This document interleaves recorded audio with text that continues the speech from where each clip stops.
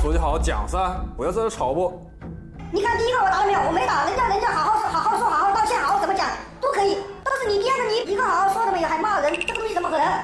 警官，我跟你讲，我做的事，我都是先礼后兵。我礼给他了，我给了他1年时间，1年半了。我只找了一个人。我这个人做事对错分得很清楚。我这个人做事对错分得很清楚。你像我小孩子，你又不一个安静小孩子怎么骂没有？那我不管。那你就没为你小孩子考虑过呢？我不怕，我就要这口气，3代水长，总得找到，没什么能阻拦我的。人这一块是佛这一块香，你先讲理，再讲法。你讲理，你讲法，你看你今天表现现在怎么样了？就是有些东西能谈，有些东西没得谈。说法没有，还骂人，这个东西怎么可能？我不怕，我没有谈，别讲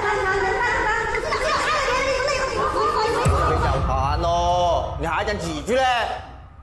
真的惯死你啊！